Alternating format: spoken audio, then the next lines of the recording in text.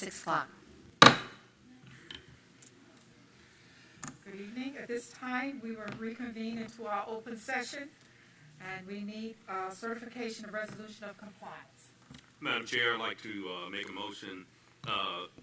The closed meeting was conducted in conformity with the provisions of the Virginia Freedom of Information Act as required by Section 2.2-3712D of the Code of Virginia, and certify that only public business matters lawfully exempted from open meeting requirements were discussed, and only such public business matters as were identified in the motion by which the closed meeting was convened were heard, discussed, or considered.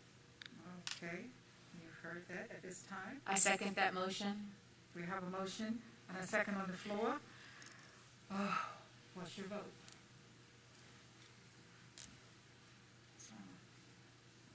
Can you? Okay. Okay. Mr. Vines, can you hear us?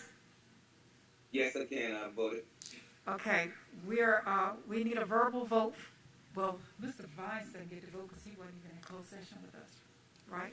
So he can abstain. He can abstain. Yay. No, you can vote. Oh, yeah, I already did. Okay.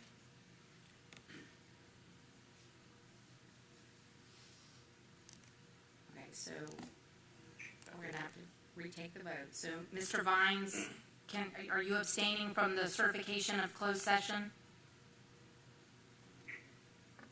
Say again, I couldn't hear you. Are you abstaining from the certification of closed session since you were not in attendance? I just need a verbal. Yes. Yes or no? Yes? Okay, thank you. Yay. Okay, and if the rest of you could vote. We did. I think you have to redo it. Okay, we're gonna have to did you want to do a verbal from us? Okay. It should be up. Yeah. There we go. Okay, we got it.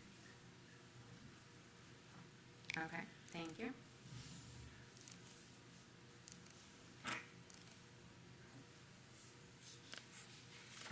Okay, motion passes 4 and 1 abstaining. Yes. Thank you. Okay, at this time, I would like to welcome all of you to the regular school board meeting of the Wight County School Board. Today is Thursday, May 12th, in the year 2022. Wight County Schools, we are always preparing students for college, career, and life. And you all are located at Westside Elementary School. Going forward, all of our school board meetings will be held here in this auditorium unless otherwise noticed. Thank you. And I see we have quite a few people out tonight. We have students out. Thank all of you for coming, as well as our staff and parents. Thank you. At this time, we'll move to the next item on the agenda, and we will ask Mr. Cunningham, our Vice Chair. I was about to say assistant. And we also would like to welcome Mr. Cunningham back because he's been out for a few months due to personal illness. Welcome back, Mr. Cunningham, and we'll ask him to lead us in the Pledge of Allegiance on a moment of silence. Thank you. Please stand. I pledge allegiance To the flag of the United States of America and to the republic for which it stands, one nation, under God, indivisible, with liberty and justice for all. Moment of silence, please. Thank you.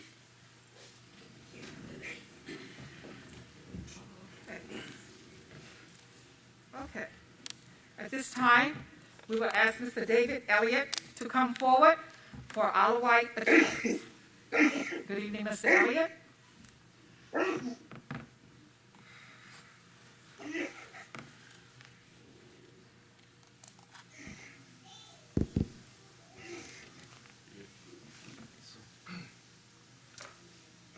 Good morning, board. I'm filling in for Lynn Briggs while she's out at her son's graduation, so I'm here. The vision for Wight County Schools is to create a learning environment that will enable every child to discover his or her unique gifts and talents. The Isle of Wight Achievers section of our board meeting gives us an opportunity to recognize and celebrate our students and staff for their unique gifts and talents. So first, we're going to recognize, whoops, bear with me, I'm new to this. So first we want to recognize from Smithfield High School, several students from the Smithfield High School debate team competed in the state competition in April. We want to recognize and congratulate them on their success. So first, competing in the Lincoln Douglas debate is Jason Cox. What's that? Who is unable to make it tonight. But we still recognize him anyways.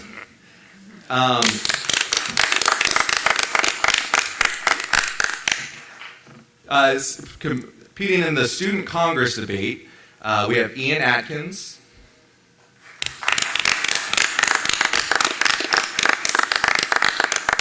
Ryan Mack,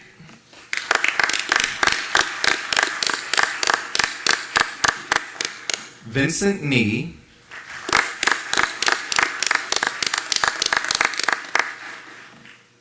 Micah Spicer, sorry. Did Elijah Smith? Elijah Smith, who wasn't able to get here either, so.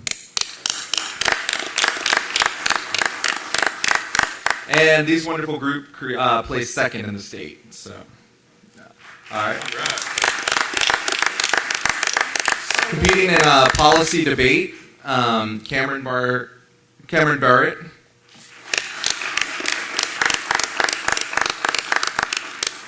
and Sydney McClare, who were and they were crowned state champions. And the team is coached by Matt Cloyd, and with assistant Regina Mankel, who was unable to be here tonight. The debate team also brought home third place at the state level in the Class 4 debate and were champions at the regional and super regional levels.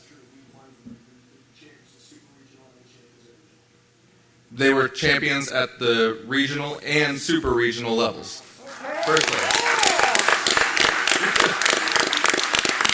So let's give it up for them one more time, guys.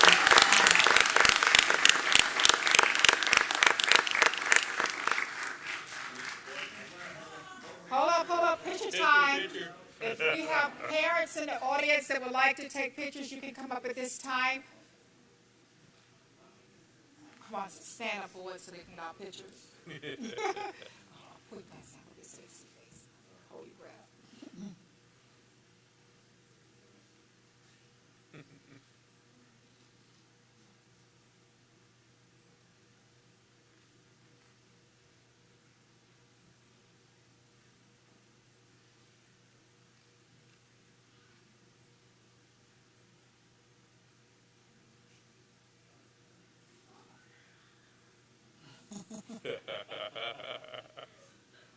Okay, hold up. You got yours, Mr. Let's give it up for them one more time, guys.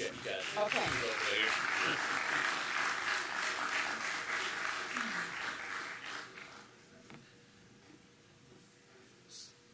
Also, from Smithfield High School tonight, we're going to be recognizing students from the KidWin Energy Challenge.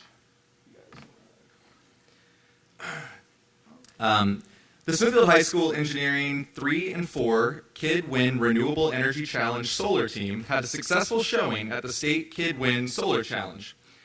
Seniors Aiden Henry and Wyatt Langston placed third in the State KidWin Solar Challenge with their solar-powered beach mini fridge.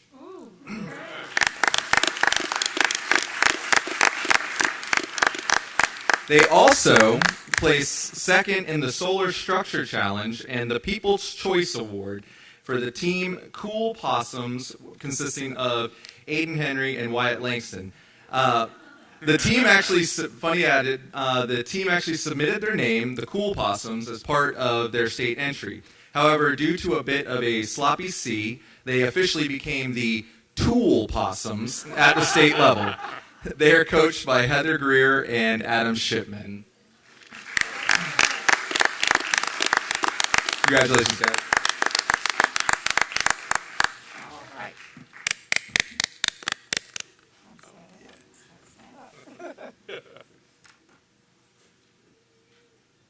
sure they get a picture of your cooler there.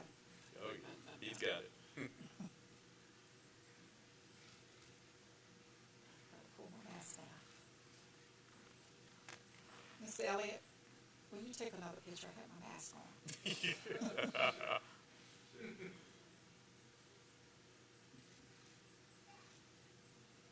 Thank you. All right, so let's give it up one more time for the cool tool possums.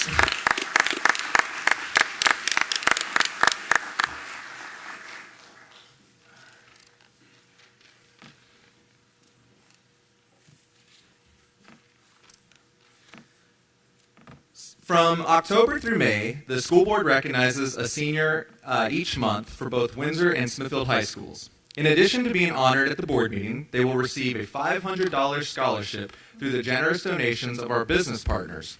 On May 26th and June 1st, mark those dates, we will host the Senior of the Month ceremony at the Smithfield High School and Windsor High School, respectively.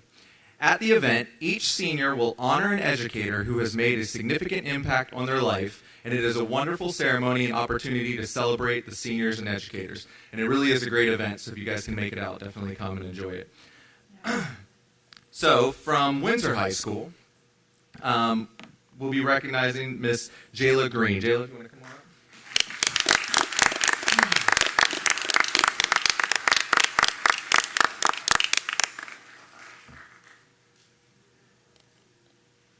up? Jayla is a consistently responsible, hardworking, and kind student. She has been driven to excellence from day one and hasn't stopped since. She always puts her best foot forward, even when she's having a rough day. Her contagious positivity often surrounds those around her with energy. As a senior, she demonstrates leadership both inside and outside of the classroom. Jayla is the captain of the soccer team and always works to do what's best for the team. She successfully balances sport and school. Jayla has stepped up in a difficult situation on the field. Jayla embodies what it means to pick yourself up, dust yourself off, and keep moving forward in every sense of the phrase. And those are words by Jessica Brannon, the varsity girls soccer coach and Spanish teacher. Jayla's ambitions and tenacity will carry her forward as she pursues a double major in marketing and business at George Mason University. Her long-range goal is to obtain her MBA and study real estate in graduate school. So let's give it up for Jayla.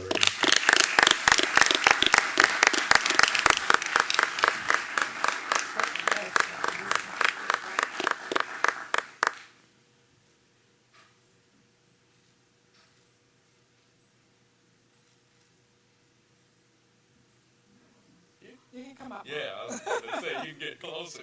Get a good picture.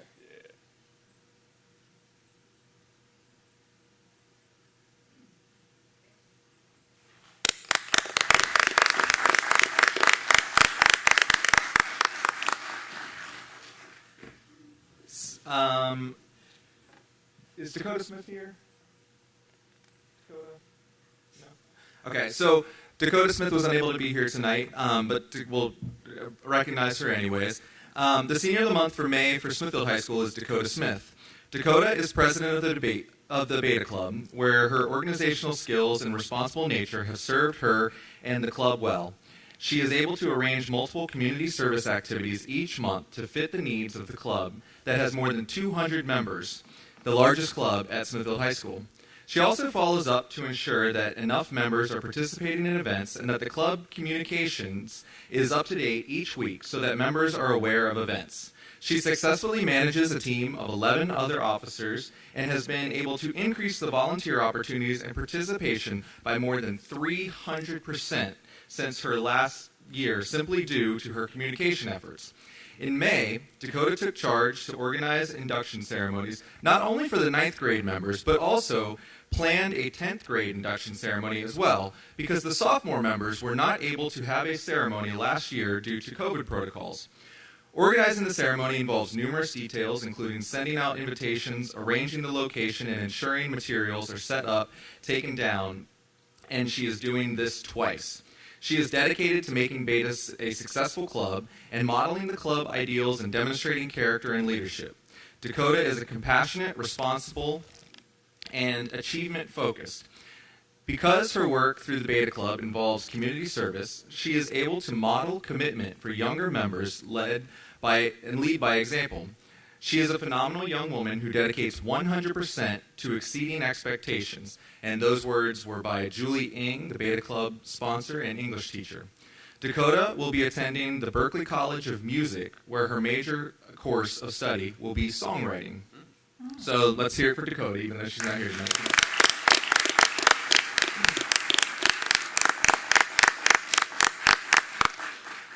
And one last thing before we wrap up Achievers. Last week was Teacher Appreciation Week. We treated all teachers and staff to Chick-fil-A lunch, and we hosted a Thank a Teacher campaign on our website using our new Let's Talk feature. We received over 160 messages that were shared directly with each teacher. We want to thank everyone involved in showing our teachers some love last week. Why don't we give our teachers another show of appreciation? So would any teachers that are here in the audience please stand? And anybody watching at home? And let's give them a big round of applause.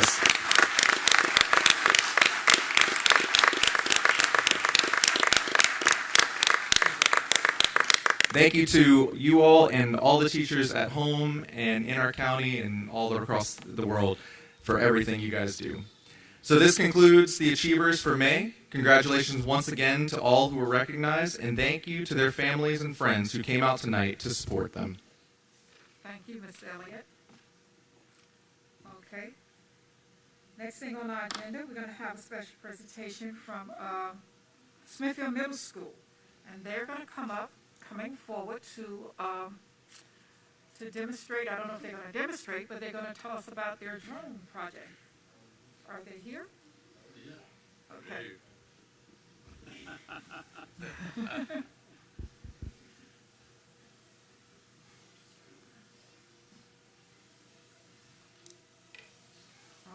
I can hear them. Yeah, there's a drone. I'm looking at one. Oh, there he is. There we go. Yeah. Don't step on it.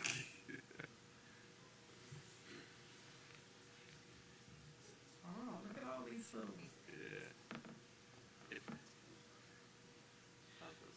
Good evening and welcome, Madam Chair, members of the board, and Dr. Thornton. Tonight we will be discussing the Smithfield Middle School's Inventions and Innovations and Technology program, specifically about drones. My name is Daniel. This is Austin, Olivia, Selena, Tristan, and Jacob. Thank you. Thank you. This year, we looked at how inventions and innovations changed the movie industry. The movie we based our research on was Jurassic Park, and the reason we chose that movie was because of how it changed the movie industry by introducing animatronics and green screen to the world.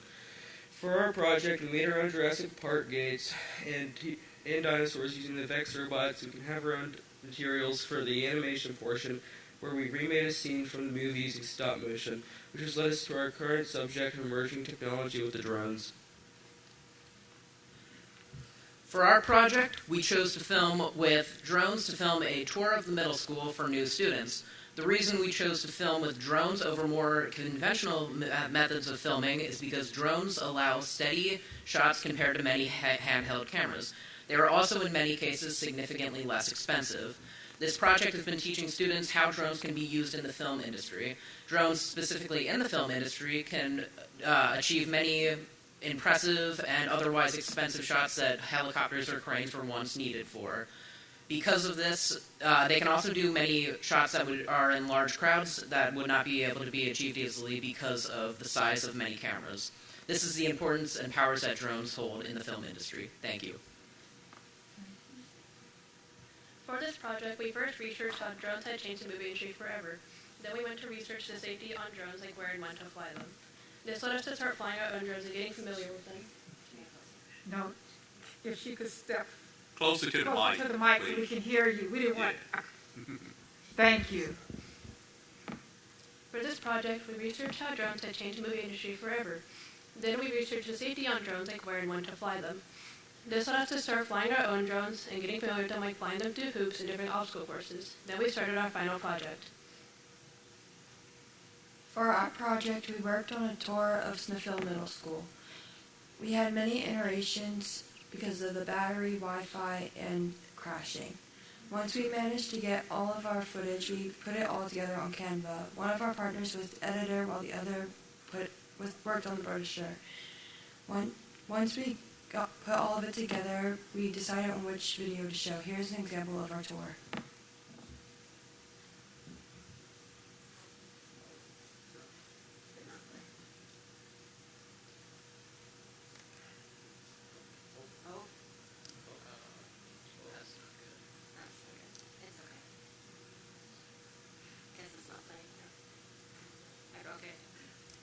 He's coming.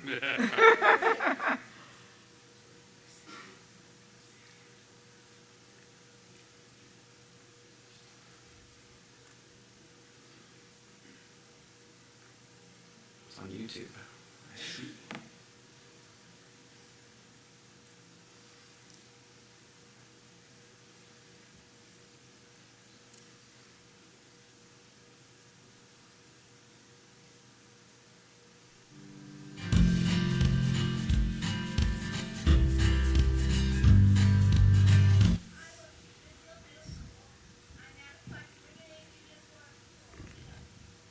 Before we go in, we always have to remember that we have to social distance and we have to wear masks. So let's put them up.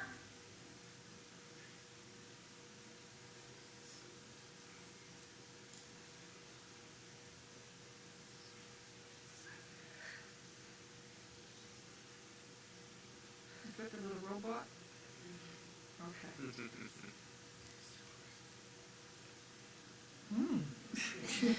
See, I would have crashed.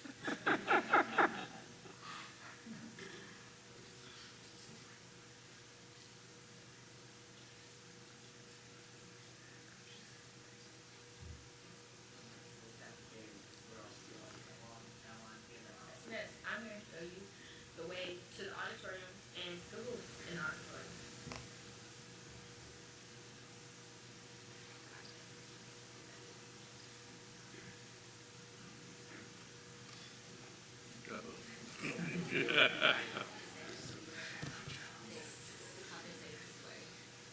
Back to the presentation.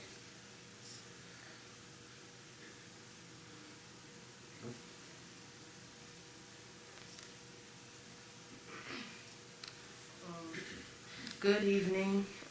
I'm in the 7th grade Introduction to Technology class. We used our skills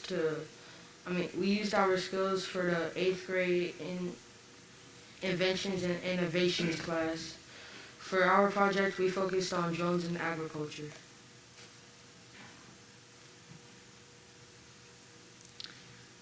While focused on agriculture, our drone unit is designed so that we can enter 8th grade with all the skills we need in order to fly the drones, so that next year's project we can expand on using our background knowledge from this year. Our project covered much of the same material. We researched drones in agriculture, learned safety, and basic flying skills. Our final project also has us creating a video. However, our focus was on coding, so that next year's tour may be more dynamic. Before we end, does anybody have any questions, comments, or concerns? I just want to see that drone fly again. Okay, so, you use your device there to control that.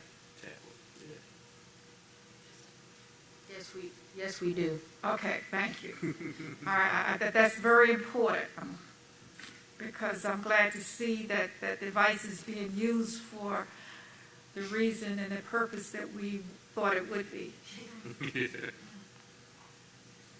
Are you going to give us a demonstration to fly it for us for a second? Is that okay?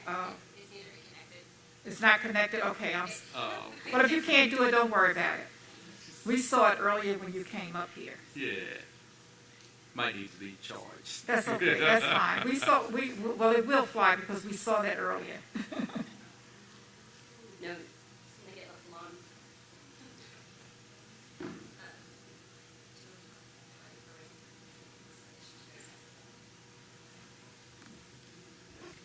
I think I heard Miss Tyne saying she wants it hovering over her head. I don't think it's got enough power. But that's fine. We saw it earlier. You demonstrated earlier coming up here. Thank you very much. I was the robot on this side. Okay, it's coming now. I don't want to jump. That's the one that we saw going down the hall in the building.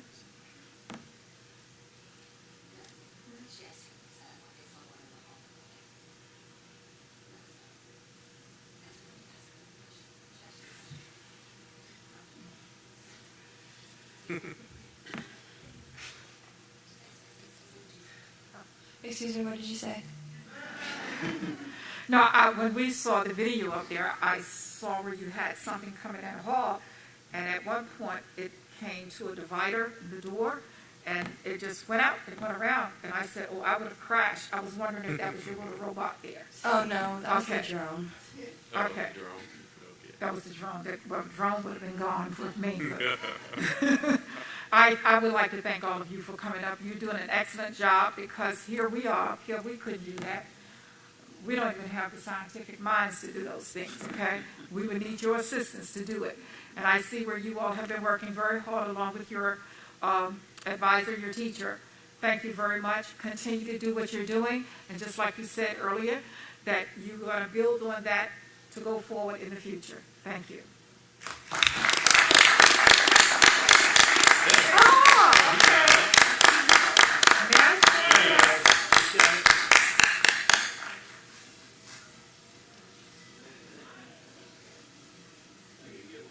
Okay, we would like to thank Smithfield Middle School students again and the staff. Give them a chance to, okay. Next thing on the agenda, we have request to speak, and this particular request to speak public, you can request for only the items that are on the agenda. Only items on the agenda. If it's not on the agenda, we're going to have another public request comment period later in the meeting. Madam Clerk, do we have any speakers? No, ma'am, not for any No agenda sign up. items. Okay. All right. I still like to give people an opportunity just in case you came in later. Is there anyone in the audience that would like to come up here and speak to the board about an agenda item? Give comments about an item that we have on the agenda tonight. All right, seeing none, we'll move on to the next item on the agenda. And the next item on the agenda is board committee reports and information. That portion is, we have board members that are assigned to different committees, and those committees we have to attend meetings sometime locally, like in the county, sometime in the region, and sometime out in the state, and they participate in other things as well, and this is a time where they can report on those items. Do we have any board members, including our student members? Anything you did during the week that you participated in that you would like to share with us? Okay.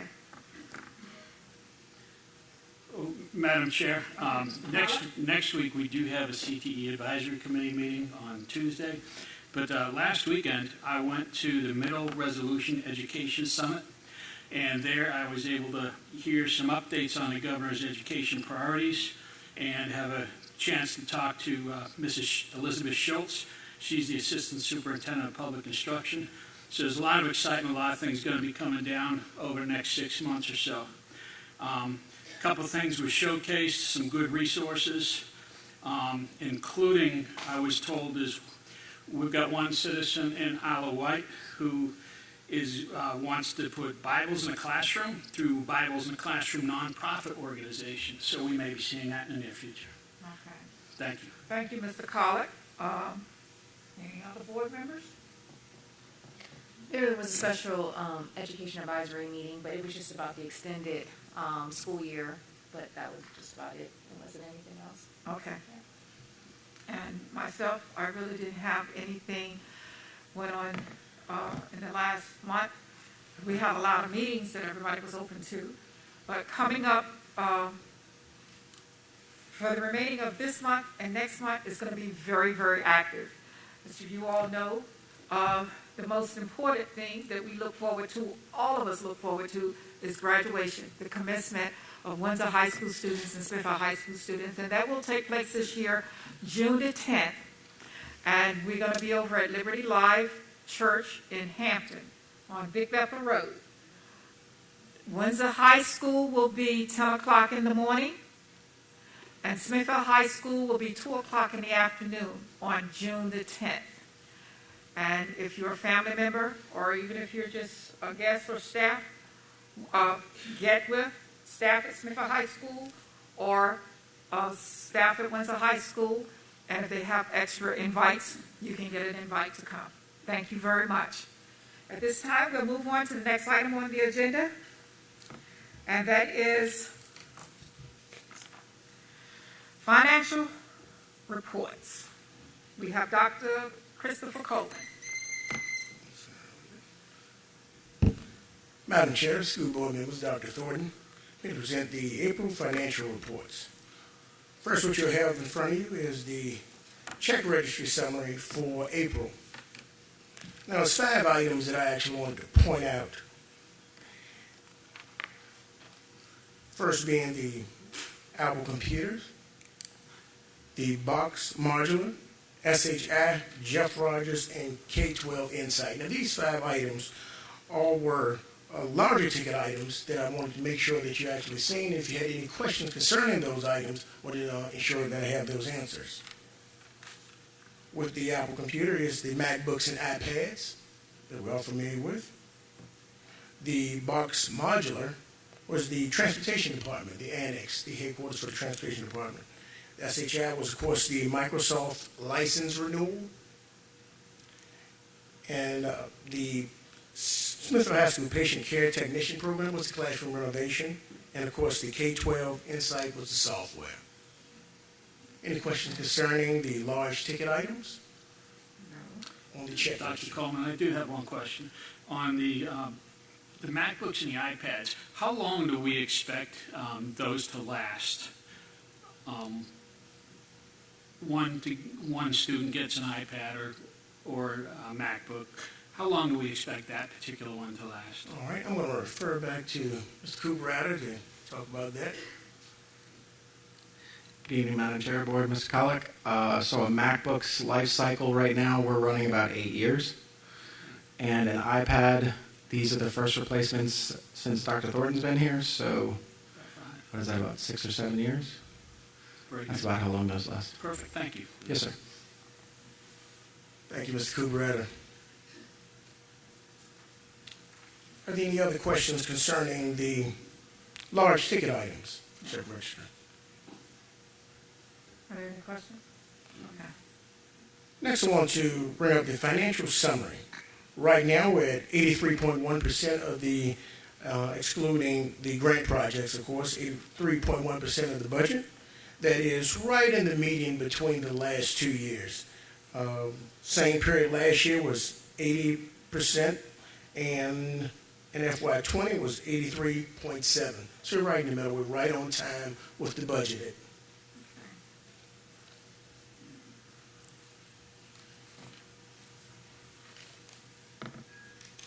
The next item in the check registry will be the facilities usage report. For the month of April, there was $20,896, bringing the total to, for the year to date, $232,449. And that is right, once again, online with the 2022 budget of $250,000 revenue. Okay. All right.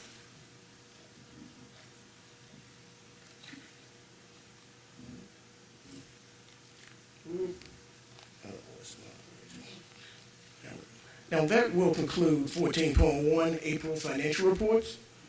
Now we move to, are there any questions concerning 14.1, Madam Chair? No. Thank you, Dr. Coleman. We can move to 14.2, the tuition rates. Next will be the tuition rates, 14.2. School Board Policy JEC permits the admission of non-residents to county schools.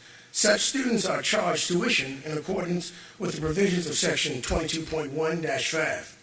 of the Code of Virginia. In accordance with the current practices, the tuition for non-resident children of full-time school residence employees has been waived. For the 2022-2023 school year, the tuition rates will be raised to $5,216 per student. This past year and the past 2 years, it has been $4,000. So just wanted to help you to see the entire picture. Upon doing research, we found that York County at this time was charging $6,538 per student, and Suffolk was actually charging $10,534 per student. What we actually did was, in the raise, we wanted to find something that's more substantial than just actually raising the tuition. So what we did was we're going to talk about the average pupil person expenditures. And for the FY budget 2023, it was $5,216 for local funds. So we matched that with the actual tuition rates that are in here at this time. And that's going to be $5,216. Are there any questions concerning the tuition rates? Thank you, Mr. Coleman. And this is an action item board, so we need to act on it. Madam Chair, I'd like to make a motion. Okay. I'd like to make a motion to approve the tuition rate of $5,216 per student for all students attending Isle of Wight County Schools who do not live within the county, in accordance with the provisions of Section 22.1-5 of the Code of Virginia. Do we need to add to that? Madam Chair, I'll second that. Okay, we have a motion, but I want, just before we act on it, I want to talk, Mr. Pack, do we need to add to that motion? Because the motion that he said, the students that do not reside in Isle of Wight County, but we have provision if their parent work for Isle of Wight County Schools full-time. So, Madam Chair, I can answer that. It's hard, that exception is already in policy. Okay, all right. So all you are doing is changing the rate. So Okay. you're good. All right, so, thank you. We have a motion, and we also have a second on the floor to increase the tuition rate for out-of-county students to $5,216 at this time. Please vote.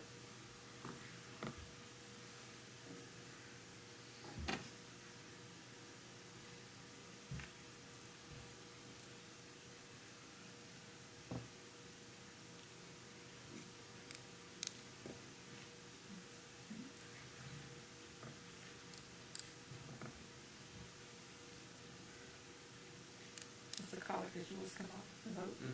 Okay.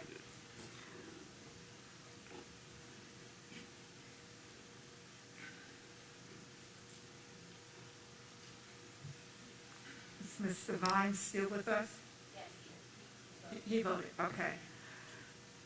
I think that's, well, the motion passes 5-0. Thank you.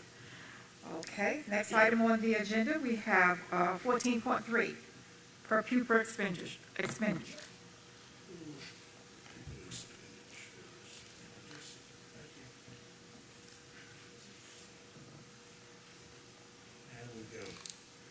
Just reference that, Madam Chair. The Isle of Wight County School Board is required Section 22.1-92 of the Code of Virginia to provide the following average per pupil cost per education.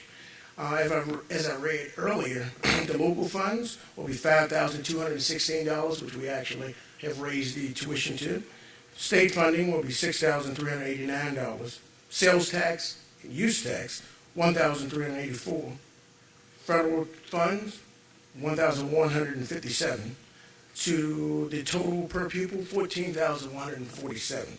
So, and this includes operating expenditures, include general fund, textbook fund, school nutrition, grant funds, and the statement categories include instruction, administration, attendance, health, transportation, operations, maintenance, and technology.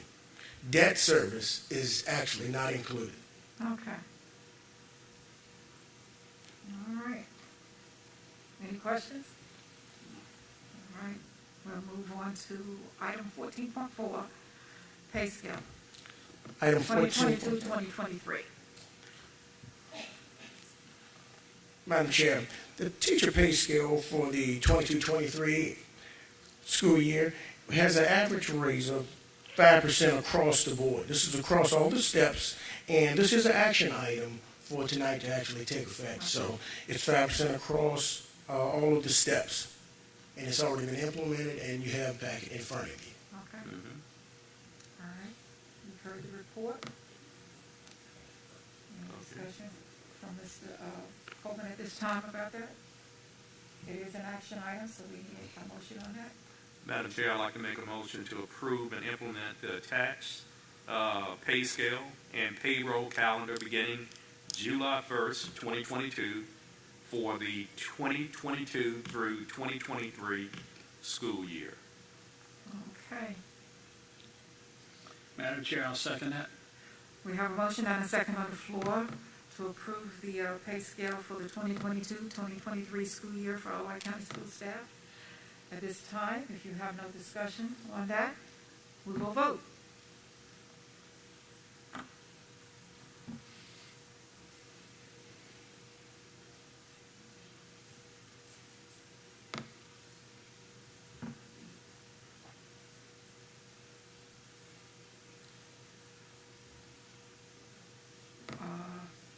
The motion passes 5-0.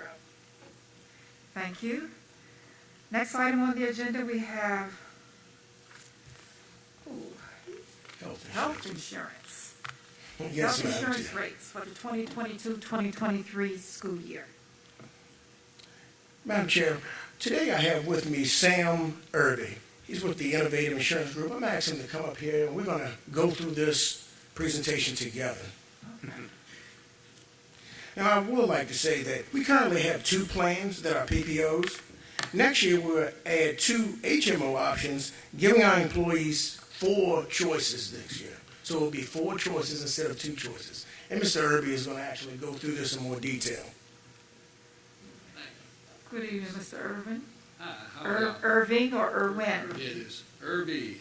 Irby. I-R-B-Y. Gotcha. Yes, ma'am. Thank you, Mr. Irby. And I would like to hand y'all just a couple of anthem flyers, if that's all right, to pass around that I'd like to cover with y'all tonight. One of the things that Mr. Irby, before you start, Yes. could you walk up closer to the mic? Yes, ma'am. We can hear you. Is that okay right there? We can hear you now. All right. Thank you. Thank you. I was asked to come to discuss with y'all tonight the HMO versus PPO networks and why you might consider an HMO. So I'd like to cover that with you. I appreciate the opportunity to come and speak with y'all tonight. Any questions that you have, don't hesitate to ask me. If I can't answer them, I'll certainly do some research and get back to you on it. They have passed out 2 flyers. The Key Care PPO network that you used this past year is Blue Cross's national network that allows you to go almost anywhere you want to go to get medical care. That is a wonderful option. It is a little more expensive than the HMO. Basically what happens is every time a company creates a new network, they go out and they solicit doctors and hospitals to be in the new network. So years ago they went from Blue Care to PPO and then to HMO. HMO started 20-some years ago. It's been throughout the state of Virginia for a long time. One of the flyers that I gave you there will show you the surrounding counties and the percentage of providers that are in the PPO and the percentage of providers in the HMO. And you'll notice that those percentages are pretty close in most cases to identical almost. I've been covered under HMO. I was covered my entire family under HMO since 1994. About 7 years ago, y'all actually had Anthem Health Keepers here. HMO product was actually being offered here to the school. So it's a good product. It's going to reduce the premiums a little bit. So this year, what we're trying to do is offer the 2 Key Care PPO products from last year and then offer the HMO products and give each employee a choice of whether they want to use the HMO or use the PPO. There are several things you need to understand. The HMO does not have a primary care physician, so there's no gatekeeper involved. So you still go to any HMO provider that you want to seek care, just like you do with the PPO. Years ago, people shied away from HMOs because they had a gatekeeper and you could only see that doctor first and get referrals to go elsewhere. But that's no longer the case, or not the case here. We could put a gatekeeper physician on the HMO if you wanted to. It does reduce the premium a little bit, but it's an inconvenience to the employees. So I think in offering this HMO, you're giving the employees an opportunity to get their health care a little less expensive than sticking with the PPO. What we've done is we'll have 4 plans this year, and they are identical in benefits. So right now you've got a $500 deductible PPO and a $2,000 deductible PPO with a health savings account attached to it. So now you will also have a $500 deductible HMO and a $2,000 deductible health savings account product as well. What I want the employees to understand is it doesn't matter which plan you're under, whether it's PPO or HMO, as long as you're seeing participating providers, you're going to get the same reimbursements on, coming to you from the standpoint of what your cost is.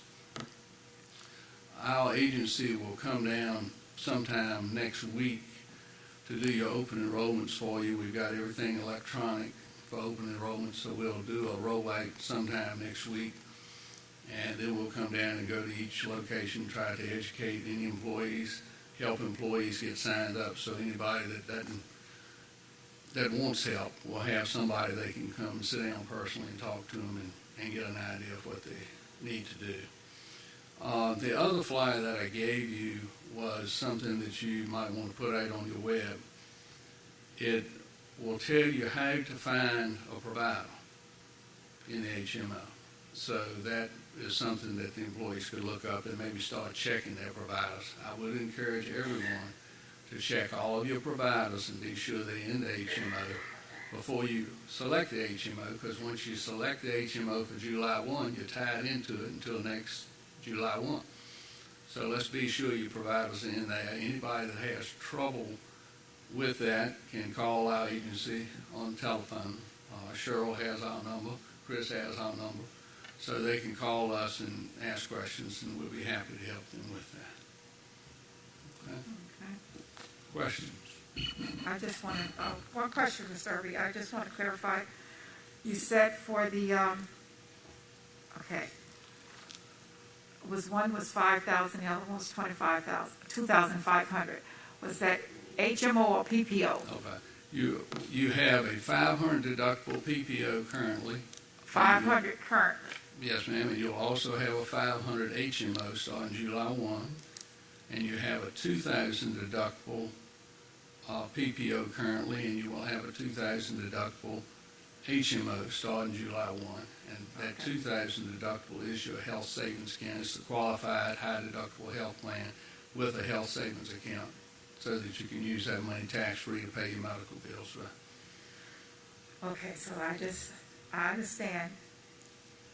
Starting July 1, they have an option of either having a $500 deductible or a $2,000 deductible.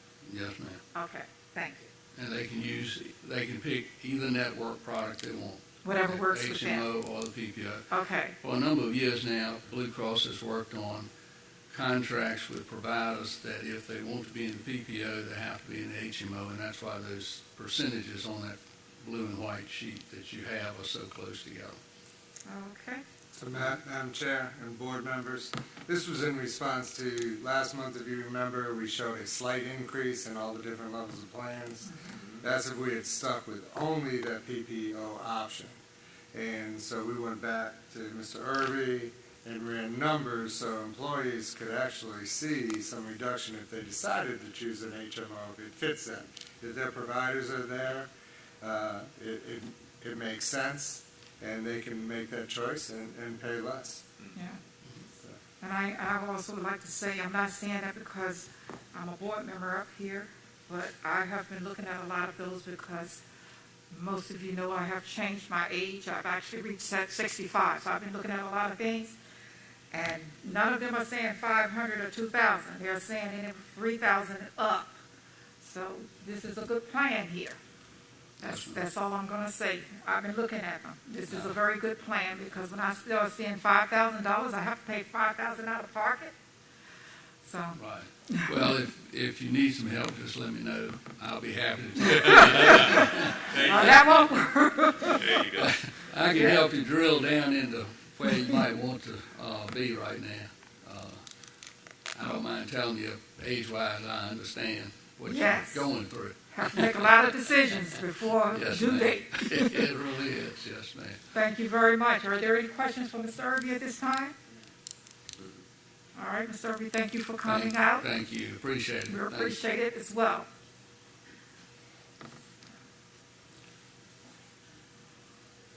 That finishes up the financial presentations, Madam Chair. Okay. Okay, thank you. Well, we've heard the report coming from Mr. Irby, our expert. What do you? Madam Chair, I'd like to make a motion to approve the what was shown, what Mr. Irving gave us, the attached health insurance rates and corresponding plans for the 2022-23 school year. Okay. Do we have a second? Madam Chair, I'll go for it. I second that motion. All right, we have a motion and a second to approve the health insurance rates for the 2022-2023 school year. The motion is on the floor. Any discussion at this time? All right, hearing none, we'll take a vote. Did you hear that, Mr. Vise? Right. He probably will. Did he vote? Huh? He's voting. Yeah. Yeah. Okay, so he heard us. All right.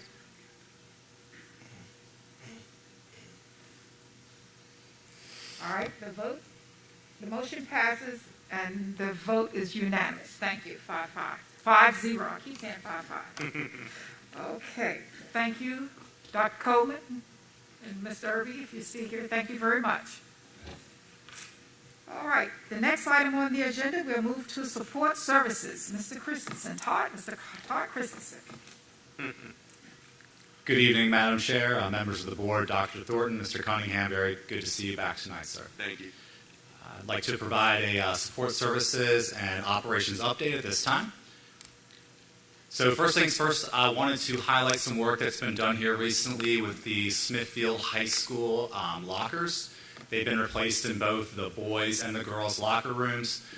You can see that the new lockers have the built-in locks as opposed to the ones that we were using before, which were constantly getting lost, misplaced, having to be replenished. So now we've got the built-ins, which is much more convenient.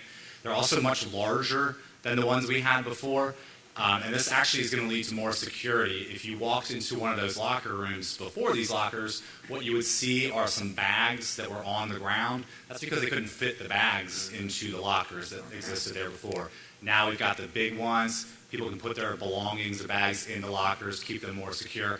And the old lockers were very old. I couldn't get an exact date on them, but they were over 40 years old, so it was definitely time for them to be replaced. So they're in there and they're looking nice.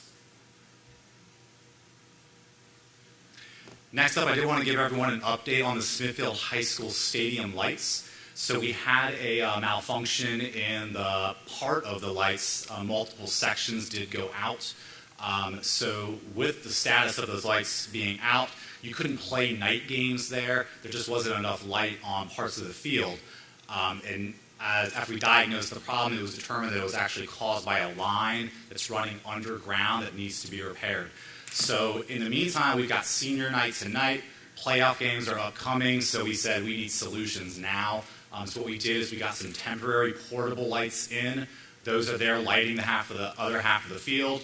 They're up to code with VHSL. We did check on that as well. And in the meantime, we're checking for a permanent fix so that we can get in there and get those other lights back up and running. Okay.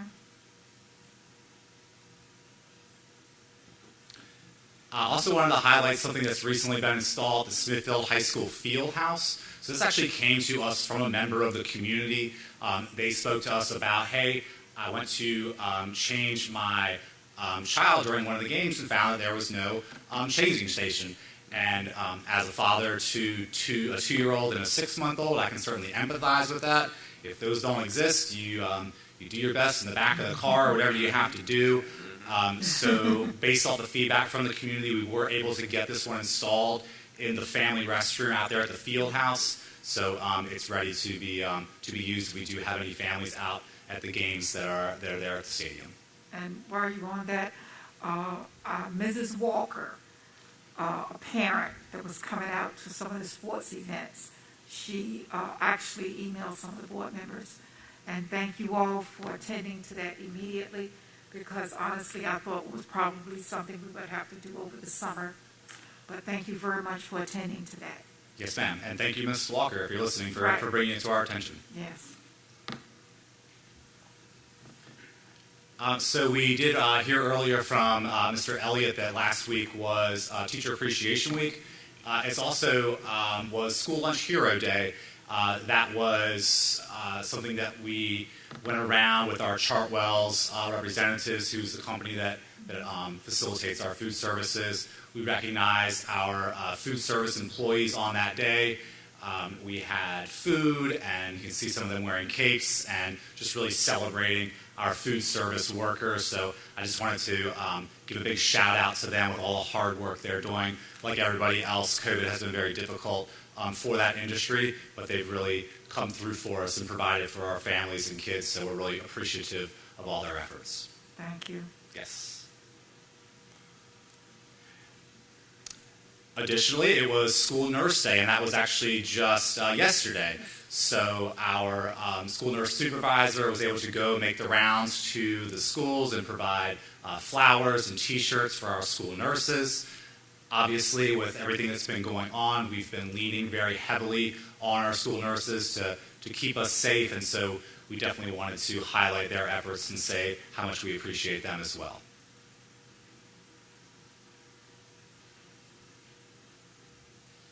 And that's all I have for now. I'm happy to answer any questions that you might have. Okay, thank you very much. We're going to move on to the next item, the Carrollton HVAC wing E.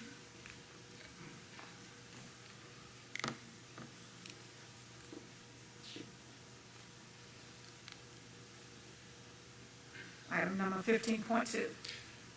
Yes, ma'am. So the bids did come in for Carrollton Wing E. So if you recall, last month we came to you with the bid information for Wing D.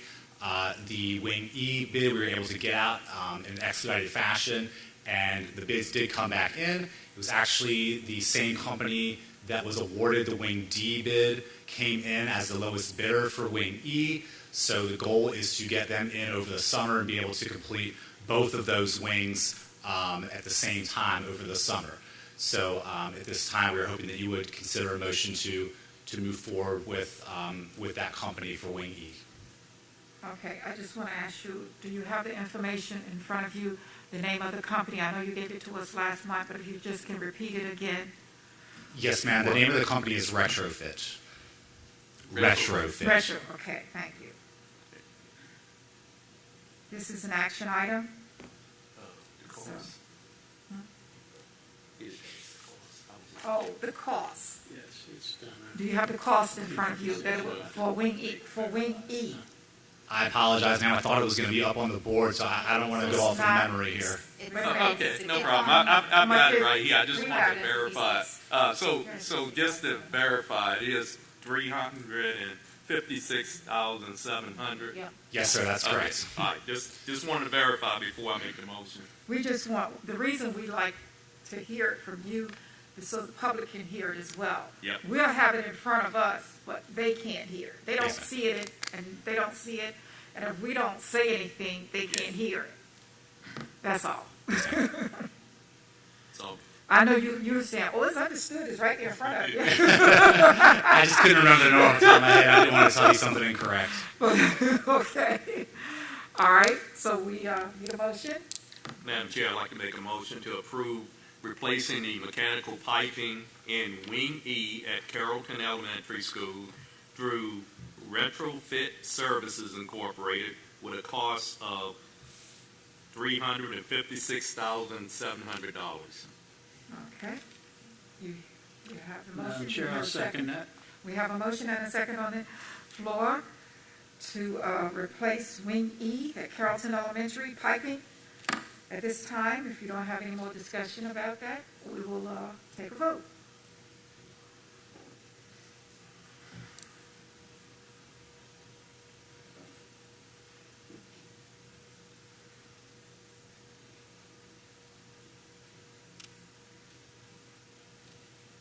Okay, the vote is 5-0. Thank you very much, and I'm going to be some happy people at Carrollton Elementary when they return in September. Madam Chair, if I can add, since we may have people from Carrollton listening, we also have planned the following summer through ESSER funds, the HVAC grant that you guys approved, that was a little over $1 million, to do the other 3 wings and complete that building and have it fully refurbished by the end of the following summer. Okay. So plans in place. So. Okay. All right. Thank you very much. Okay. All right. Thank you very much, Ms. Christensen.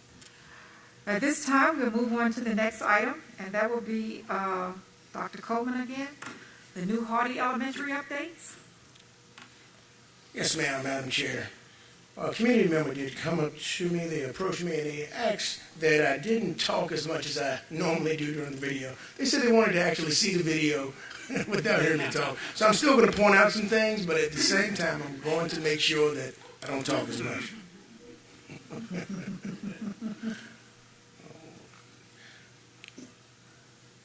All right. As you see the new Hardy site here, to your upper left, you see actual Wing E. Now they're actually putting down the building pad for Wing E. Okay, I'm getting a little mixed up with the E's and the D's, but Wing E. Okay. Next you will just see the parent drop-off area once again. You see the parking lot for the staff, parking lot for the visitors, and the drop-off area right in front. It's already paved, ready to go. Before the school actually opens up in June 2023, it will be repaving, just a skimming on the top of the surface. At the very top near Hardy Elementary School, as it lays right now, that will be Wing D at the very top. And I want to point this out because that will be the last area that's built, and it will be built 15 to 20 feet away from the original school. That's how close the new school will be built toward the original school. Okay. Near the center of the screen, what you'll see is the foundation of the cafeteria, the auditorium. Now, that's actually on the back side. It's, I hate to hit this button to stop everything. It's right in the center of the screen. Okay, right. I see it. That's what I was saying on the back of You want to use this? Absolutely. This is a laser. There we go. Oh, This is the center. Okay. This is the See, he was building saying pad. it's center, and it's, we were both at the same place, right? Yes, ma'am. Denise. Huh. I do want to point out that this area right here will be the 2-story classroom area. This will be one of the last areas that are constructed, but it will be a 2-story classroom area right along this section. You will see this start to be built in about 2 months. Okay. I'm sorry. This is another view of Wing D right here. I apologize. Yeah, right here. And also, as you remember from last month, this will be the front of the school. Right here we're approaching, it's a little mark. This tick mark symbolizes the sidewalk that will walk directly into the school. I want to pinpoint also the RCP pipes here. It connects here and will actually drain into the BMP pond. Now you see the Hardy temporary parking or temporary bus drop-off in the left right here. And it rolls right back around. That is the full scale of the project to date. Okay. So when it's completed, it's going to be, for the citizens, it's going to be like when they completed the courthouse project. We were just coming down what we call a rural road, country road, and then wow, there it is. There it is. And I think Hardy is going to do the same thing, but just on another route. Like, where did that come from?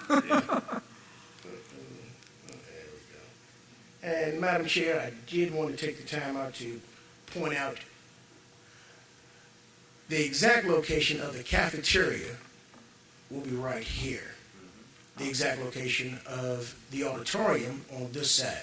This is auditorium storage. Okay. This will be the kitchen area. Okay. Custodial closet, mechanical room, and the water pump room right there. So I just want to take the time out to point out the footprint there, and it will start to come up by next month. You'll start to see more. Okay. Are there any questions concerning the update? We're still on schedule for it. We are still on schedule. That's Still on all we schedule. want to hear. We're on schedule. Yeah, 2023. One schedule, one budget. Thank you, Dr. Copeland. We appreciate it. All right, The thank you. report. Are any questions for Dr. Copeland about the project? No. Thank you, Dr. Copeland. All right, thank you. At this time, we will move to the report from the superintendent. And he's going to start off with strategic plan, Mr. Lombardo. I think we had a copy of that. Where is it? Right here. Right here. Good evening, Madam Chair, members of the board, Dr. Thornton. This evening I will present the 2022 through 2027 Wight County Schools strategic plan, and we're bringing it to you tonight as a first read. I would like to take a moment to simply just review the process that's been utilized in the development of the new strategic plan. This process truly represents, as you can see here on this slide, extensive stakeholder engagement.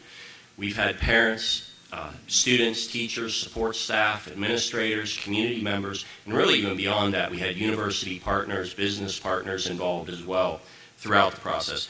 This has been a year-long process. We started this journey way back at the beginning of the school year, actually the very end of summer into the beginning of fall in the school year.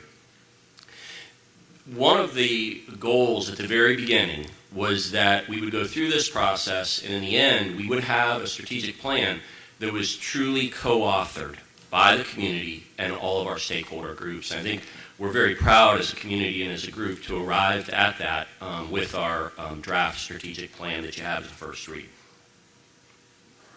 I wanted to also mention a couple of the ways that our stakeholders were involved in this process. One was through our steering committee, and Mrs. Tynes and Mr. Cunningham were involved in the steering committee throughout the process as members. But we had stakeholders that you see there in the groupings that I've provided.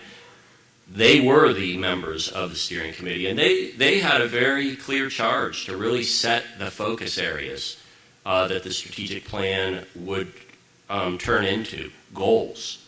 So from the steering committee, we also had the same stakeholder groups represented, and the participants then of those groups were involved in the work groups. The work groups, they did a lot of heavy lifting. It was difficult work. The work groups were charged with developing goal statements, performance objectives, and also strategies for achieving each of the 4 broad goals that were developed.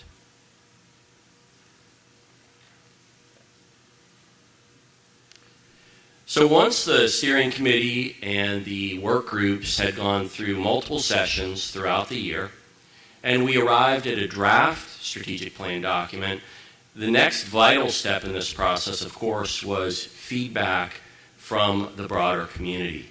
And we did that several different ways. One way we did that was through community forums. We held a community forum at Smithfield High School on April 5th, and we also held one at Windsor High School on April 6th. And at those community forums, community members were able to come.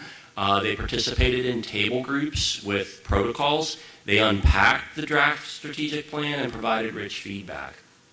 We also provided our community members from the comfort of their home to read the strategic plan that we posted online on the website, and then to provide feedback through our Let's Talk survey. All of that feedback was then compiled. Our steering committee came back together and met one final time on April 25th. And they were charged with unpacking all of the feedback that had been received, and they did make some modifications and slight adjustments to the draft plan. But certainly the feedback helped to inform the further iteration of the strategic plan that you now have before you as a first read. What I'd like to do at this time is show a video. And the video represents the entire process from the very beginning to where we are today.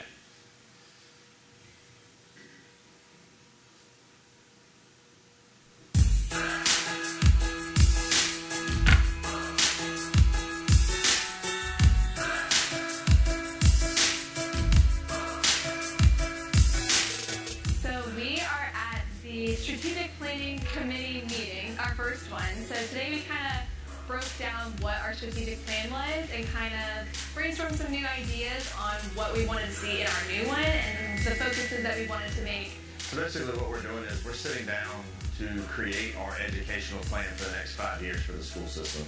We want to make sure that every child gets what they need to be college, career, and life ready.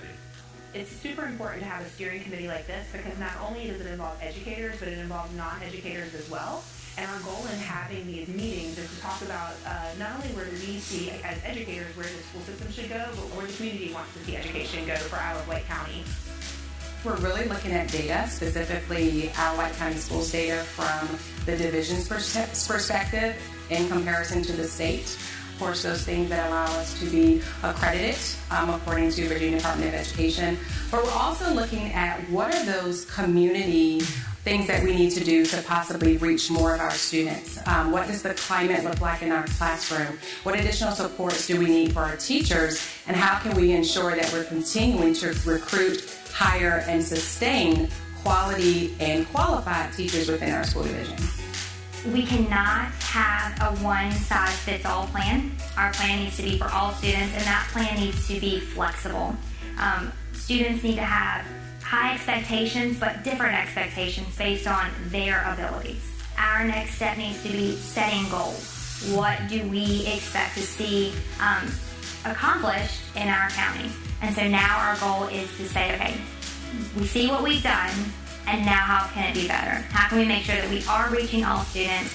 How can we set goals to make sure that we do have those expectations for parents, teachers, students, so that we are even more successful in the next 5 years? And then you're going to have to do the hardest part of your job, which is going to be to say, okay, we're working toward 5-year goals, not projects, not things that we want to accomplish because they're our passion, but what's in the best interest of our community when we really think with wisdom and with reflection, what do we need to advocate for that is going to advance our community best? We've been working in smaller groups that then worked with larger groups to develop better goals and improve on each other's goals, to improve on each other's ideas, and we've been able to grow those to specific goals for the county for the upcoming years. One of the always things we always go back to is we're debating, we're talking about things. Is this what's best for kids? Would I want this for my own child? Is it for a profile of a graduate? So that's what kind of developing a plan for us to launch us in the future in Wight County. Our main task, maybe our most important task, is for us to decide what a goal. Because we cannot move forward with our objectives or strategies until we ensure that we have a goal that it encompasses all students for the next 5 years in our strategic plan. So remember, goal is broad, it's inspiring, it makes us want to achieve, right? Then we look at the objectives under it that are going to be a little more narrow, like you said, but goal needs to be very, very broad. So I think sometimes we get overwhelmed with the language and the big, responsibilities. But really, when I looked at it like that, I'm like, all right, goal is to win this, and that's in essence what we worked on there. And then our objectives or our game plan of how we're going to get there. Every organization has a mission and vision. Oh, that's all fine and good. But without values or core beliefs, those mission statements, those vision statements have no rocket fuel. There's no how there. The values and beliefs do need to be a group decision. It cannot be like, these are my values and beliefs and this is how it's going to be. It should be centered around the entire community or organization. As leaders, that we can sometimes, without an organization's values, that we then would put our own values in, and we want to make sure that it's the organization's values and not our personal values that are being represented in the organization. It's really cool that they are thinking about asking kids to do this, because it is a kid's future. It's for us. So it's not just about me, it's about the people that are going to come after me, and just do whatever we can. What we set out to do from the very beginning was to create a process in which we would engage the community in a way that we would have the co-authorship of this draft plan. And so there's a combination of uplifting strengths and addressing gaps. And that is, in my opinion, one of the most straightforward definitions of what a strategic plan should be. Whether you're in a public school system or a Fortune 100 company or a small business, we set goals and then we set out to achieve them. And we set goals that are clear and understandable so that we, alongside everyone else who's walking alongside us, can understand how to work together. This is all about the kids. That's why we do this work. That it is so important that we focus on our kids today and in their future over the next 5 years. What does public education look like?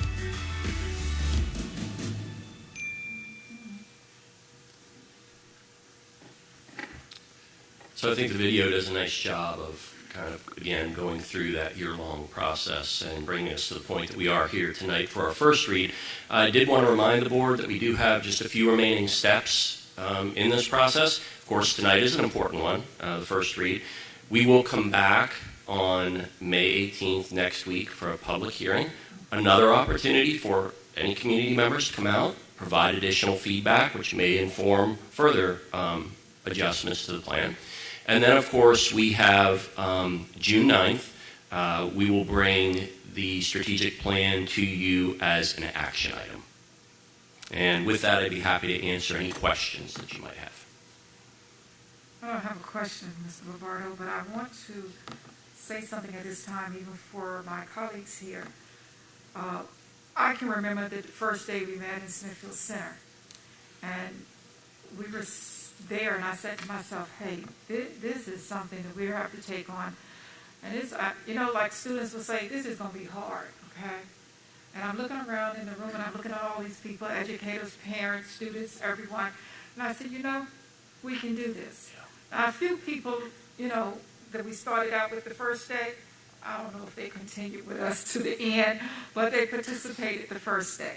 And we made it to the end. And people ask a lot of times, what does OWL and OWL Wight stand for? OWL stands for I, inspire, S, succeed, L, lead, and E, empower. And that's what we want our students to leave this county with in them, the OWL, okay? I'm not going to read the vision to you, nor the mission, maybe next month. But it's very important because we work hard on those things, scratching it up, taking it out. But we came up with a successful strategic plan for the next 5 years. Thank you. You're welcome. Okay. Next we have Mrs. Cummings with Summer School Plan. That's item number 16.2. Mrs. Cummings coming forward. This is about the only time we get to see you, Mrs. Cummings. Summer School.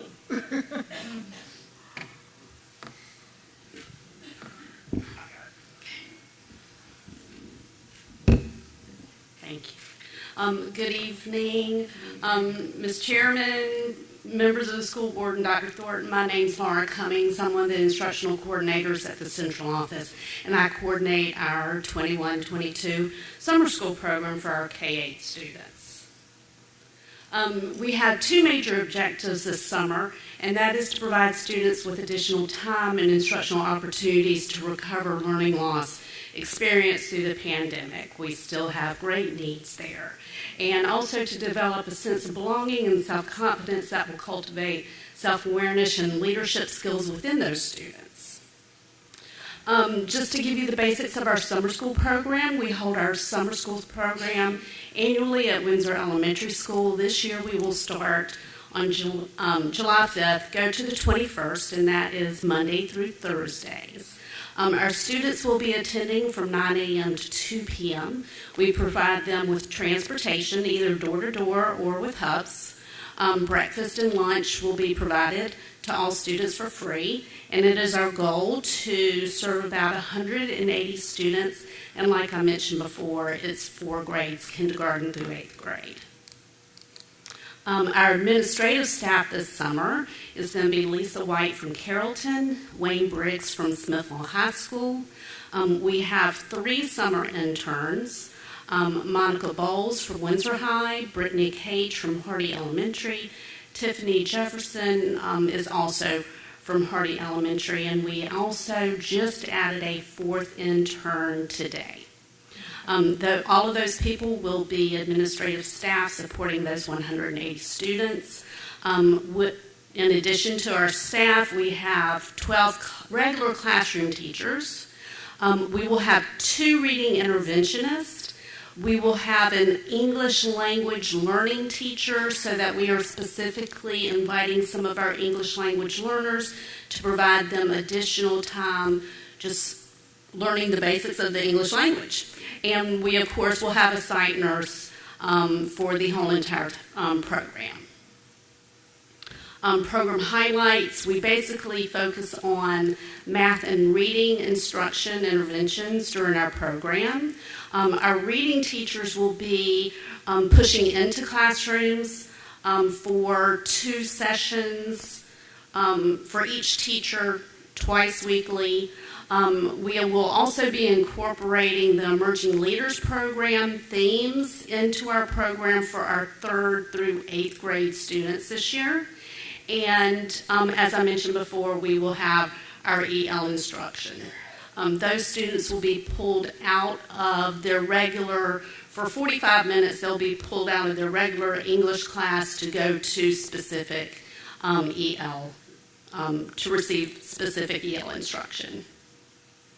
So that's the basics of the program, unless anybody has any questions. I have one question. Yes, ma'am. Please explain to me the role of the intern. I know what intern means, but I want to know what the role for the summer program here. The role of the intern is many faceted. Okay. These are teacher leaders within our division who are in administration programs at different colleges and universities in the area. And so in the final stages of their program, a lot of the time they need intern hours. And so this program conveniently provides them with some of those hours while also providing them with valued experience. Okay. That's pretty much what I was thinking, but I didn't know for sure. Yes, ma'am. Okay, thank you. You are welcome. And so they're in advanced degree programs. Yes, ma'am. Okay, thank you. Okay. All right, thank you very much. Okay, thank you.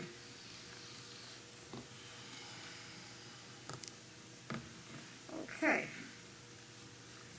Next item we have on the agenda 16.3. Appointment of school board clerks.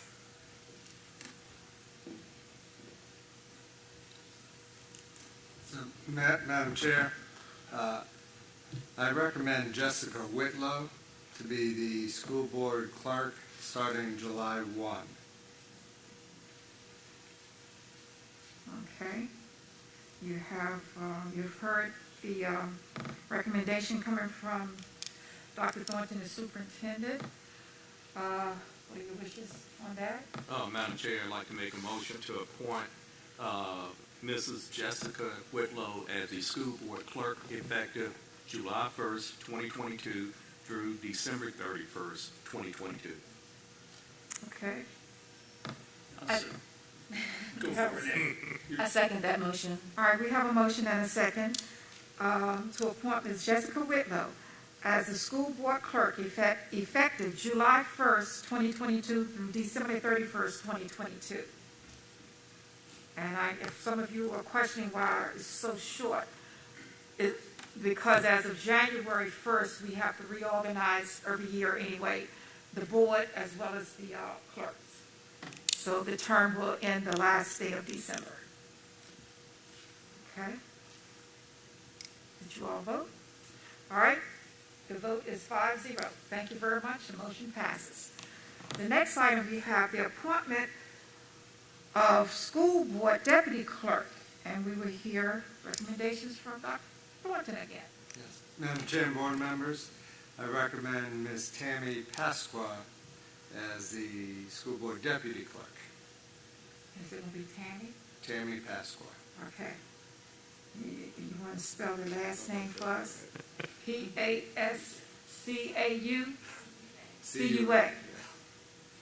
Okay, P-A-S-C-U-A. Thank you. All right. You've heard the recommendation coming from Dr. Thornton.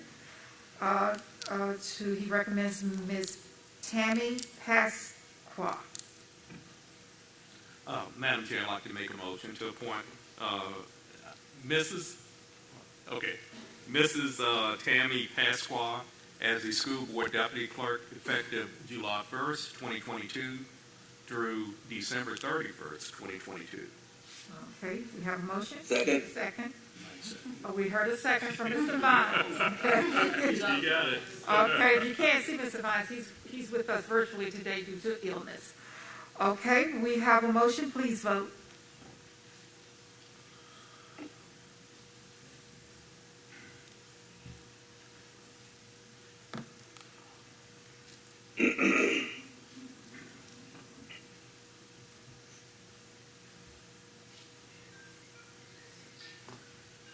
Motion passes, vote 5-0. Thank you very much. Welcome, Mrs. Pasqua, Ms. Tammy. Welcome.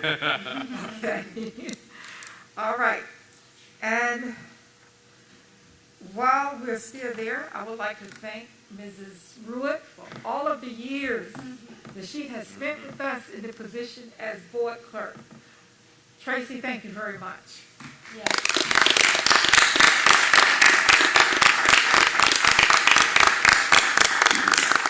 For those of you out there in the public, no, Mrs. Ruitt is not leaving us. Mrs. Ruitt is moving to another position in central office, okay?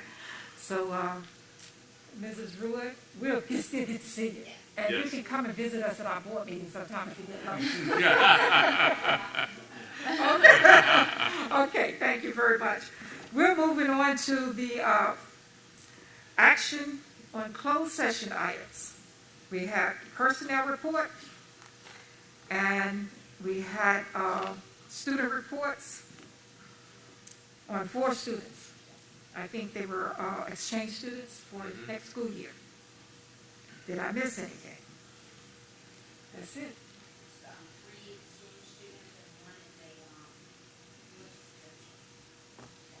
Yeah, I see that now, REX, yeah, religious exemption.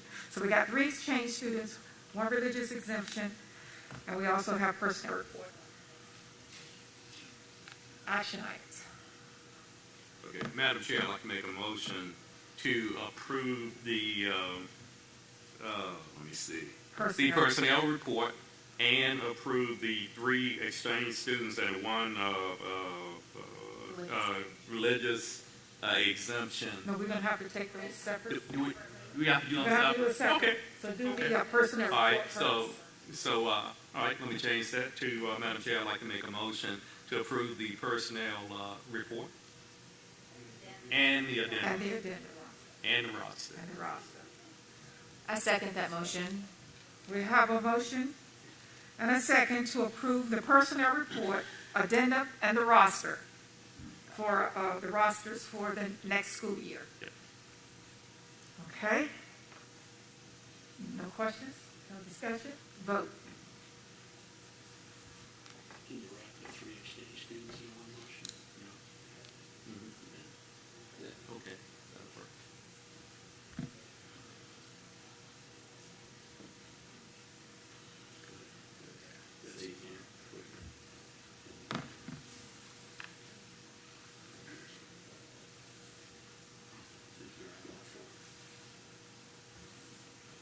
Okay, motion passes 5-0. Thank you.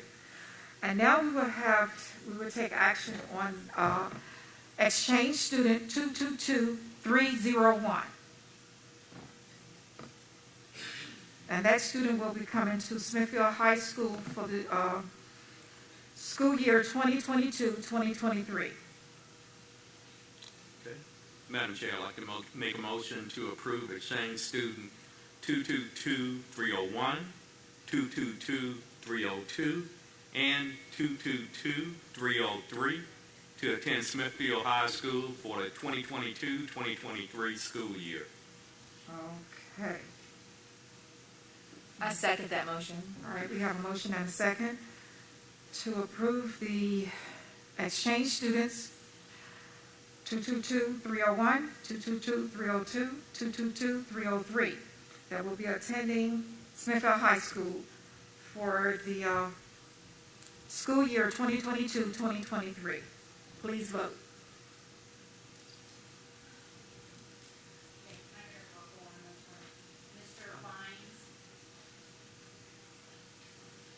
Mr. Vines, we are taking a verbal vote on this one with the exchange students.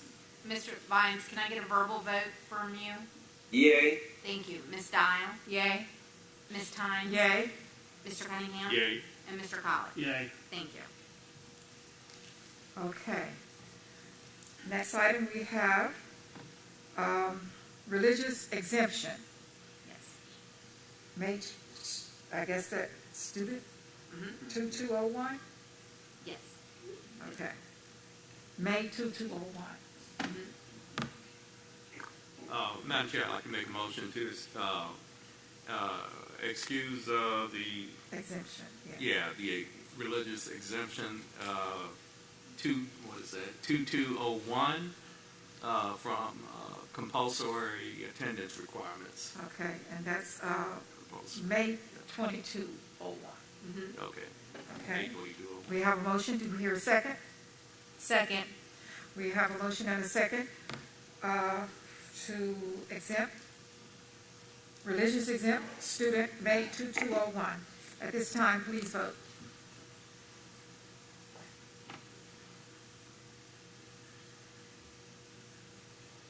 You need a verbal on that one, Mrs.? No, ma'am. Okay. You should have it.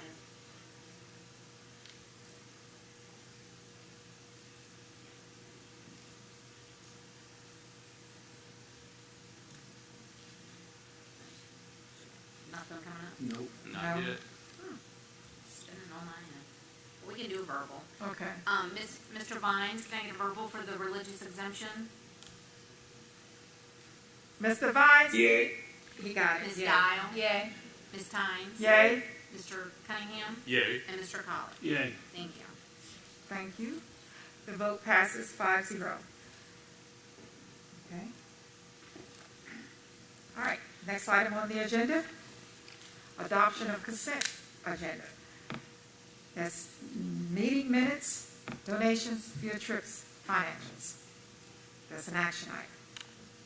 Madam Chair, I'd like to make a motion to approve the consent agenda as attached and presented. Okay. Second that motion.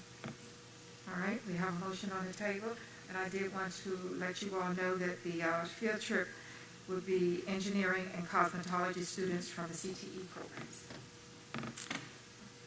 All right, vote please.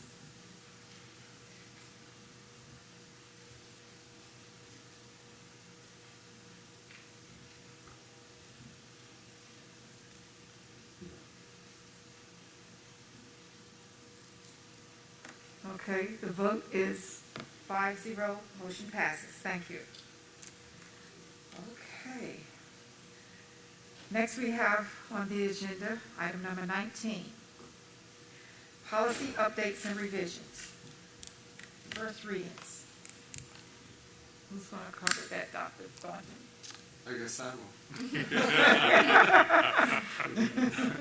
will. So this is a local policy, and is the appropriate boundaries between school staff and students.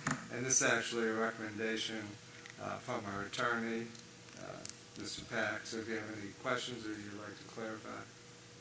Okay. And this is just the first reading, so we get to actually look at it, discuss it, and next meeting we have will be a second reading, and we will act on it. Thank you, Dr. Thornton. We'll move on to item number 19.2, regulations and exhibits. That's Mrs. Getz. Oh, I guess that's you too.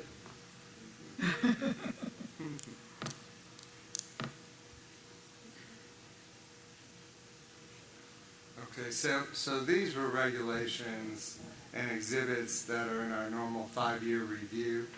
And you see the last one, the JHC-R, that's recommended for being deleted.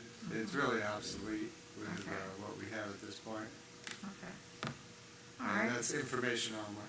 That's information. Okay, thank you. All right, we'll move on to item number 20 on the agenda, which is request to speak, non-agenda items. This is the opportunity that the public can come forth and speak to the board on items. Do you have a list? Yes, ma'am. Ma'am, are you, the clerk, okay, the clerk will call because they have to sign up. I don't mind you standing there, but I don't want somebody to say I signed up first, okay? But this is the portion of the meeting that the public can come up and speak on items that were not on the agenda. But these should be items that concerns our Wight County School, okay? Thank you. All right, Mrs. Pruitt. In accordance to In accordance to policy BDDH-E, presentations of information on any subject will be concluded at the direct discretion of the board. No person will be recognized to speak more than once. Citizens scheduled on the agenda to speak will be permitted 4 minutes maximum time for their presentation. Delegations will be requested to limit their speakers to 2. Persons speaking are asked to be specific, state the issues for the board's consideration, and attach a copy of your prepared remarks. If you have prepared remarks, they should be given to the board clerk. Please do not approach the board members. Any matters relating to specific students will be heard by school board members only in a closed meeting. And the first one we have is Ms. Donna Calgar. Yeah. Thank you. What's your name? Is it Cal? Calgar. Cal. Spell that, please. Cowger. Okay. And just state, Mrs. Calgar, state, we got your name. Just tell us what district you're in. Was at Windsor High School. So you live in the Windsor district? Yes. Okay, that's all you have to do. We just want to know what district you're in. That's all. Well, I'll tell you. Okay. Good evening. My name is Donna Calgar, and I was the cafeteria manager at Windsor High School. I was hired by Pearl Taylor in 2010 as the cafeteria manager at Hardy Elementary School. 3 years ago, I requested to take my staff to Windsor High School as they needed some love and TLC. Meal participation increased, and Ms. Sullivan's staff and students were happy to see our smiling faces. Then the pandemic happened. Laura transferred to Windsor Elementary, and the high school went virtual.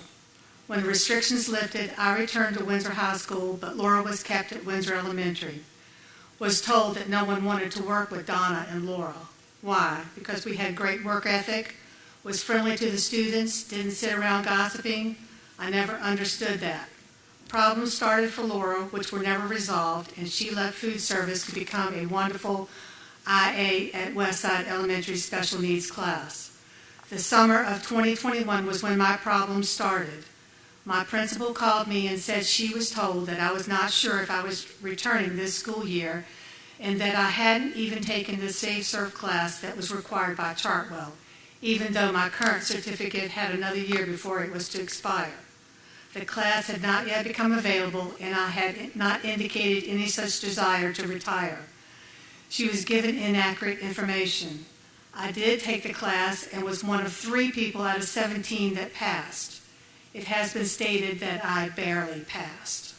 I felt bullied and belittled, and this was the first stage of feeling harassment in the workplace. It was then that I was told that there was a Chartwell unit lead coming to Windsor High School. I asked if this person was in charge and what was my role. She was given the keys and said she was going to bring the school up to the Chartwell standards. I asked if all those schools were getting a unit lead and was told no. Then I asked why was I not given the chance to bring the school up to the Chartwell standards. No answer was ever given. I feel that the bullying was beginning again. I went to HR several times. We think that bullying only applies to children, but I felt it and have continued to feel it throughout the school year. When the unit lead had to be out, the keys were never given to me to run the kitchen. I was told that management did not want me to have them. Why? The unit lead was transferred to Smithfield High School in October, and I returned to being the cafeteria manager. I want to thank the school board and Dr. Thornton for the raise in salaries for the Isle of Wight food service employees. I received a wonderful letter from Dr. Thornton. However, I have had this thrown in my face several times saying that as a unit lead with a substantial increase in pay, I can tell you that I have given 100% plus since the day I was hired, and I can count on two hands how many times I have called out sick. I was told I needed a doctor's note upon returning when I was out sick for 2 days prior to spring break 2022. Again, I went to HR. I'm not one to call out sick or run to the doctor. I love my job, and Friday, April 22nd was very hard for me. The students surrounded me with love, and it was very emotional. I had made up my mind again that I was asked for a doctor's note and also who my backup was. I replied I had no one, as they were all three new hires. It was again stated that since I received a substantial increase in pay, it was my job to train a backup. That's not my job description. There have been constant negative emails to me over the past 8 months. Open your eyes. Angie Smith started out peaches and cream, but has turned into what I perceive as a bully with no management or communication skills and does not respect employees or show any professionalism. You have now lost 6, maybe more, wonderful, dedicated Isle of Wight employees. 4 were managers with a combined total of 71 years. And this is after our substantial increase in pay, so something is wrong. I felt I had to bring this to your attention as we are setting an example. It's okay to bully people who work hard and love their jobs. Thank you. Next, we have Roy Gilbert.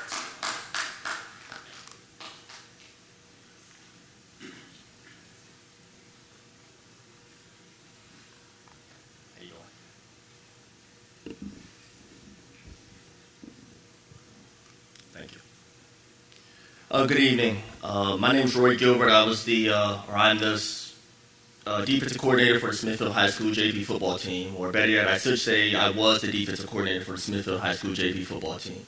Myself and the rest of the staff were notified yesterday that we would no longer be coaching at the facility following the abrupt termination of our head coach, Devondre Bazemore. The reason we were told that we were no longer employed there as coaches was because we were not winning enough, and there were concerns about the development of the student athletes. We only had one full season under Coach Bazemore, and the varsity program made it to the playoffs under that full season, and the JV program went 7-3. So I'm a little concerned about what the definition of winning is. That sounds like winning to me after one full season. There was also a concern about the development of the student athletes. For any parent or person who attended a practice or game, the feeling in the atmosphere of hope and prosperity was evident. It was infectious. We had so many student athletes want to join the program as the season went along that we ran out of jerseys and equipment. We had to turn students away and tell them no. We had a motto under Coach Bazemore, one town, one family. He didn't believe that it was just the parents' responsibility to hold our student athletes accountable. It wasn't just the coach's responsibility, but it was the students' responsibility to hold themselves accountable as well. And as we're raising young men, I think the values that were instilled there under Coach Bazemore is something that's invaluable, that's unmeasurable, and that we can't go without. I know sometimes when it's dark and gloomy out in the sky, it's hard to see change on the horizon, but I just wish the decision makers of this community would do a better chance of giving change a chance. I think we made a poor decision by terminating Coach Bazemore and what he instilled in this program after one full season. I just want to speak my mind on that. I would love to have him be granted another opportunity, but those things are out of my hands. So I just wanted to voice my concerns and my opinion on that. Thank you. Mr. Gilbert, what district do you live in? I live in Carrollton, in Eagle Harbor. Newport District. Okay, I'm sorry. which is district number 1. No, district number 2. 2, thank You're you. district number 2 now, which is the old Newport district. Gotcha. Okay, thank you. Thank you. Mr. Herb DeGroff. Herb DeGroff? No? Okay. Derek Boone.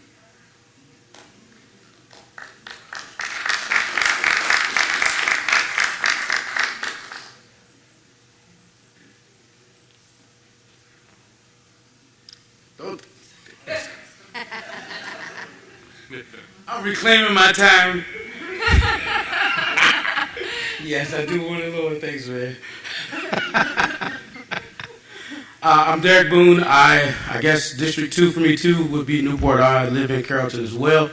I'm here for a few things, I guess. Of course, I would like to say I love the fact that these young gentlemen are here standing up for themselves and what they believe in, be it whatever the results of anything is. I think we should all give them a hand clap for taking their time to come here to support what they believe in. But I think Mr. Gilbert said a lot there about the Coach Bazemore's decision. Of course, we all know principals can make their decisions, and we go from there. But I do want you all to understand that the culture that was being built, down from the youth program up until the high school program, we have built something marvelous. And numbers have skyrocketed. Development has skyrocketed. We have had the pleasure, as he stated, to have a winning season there.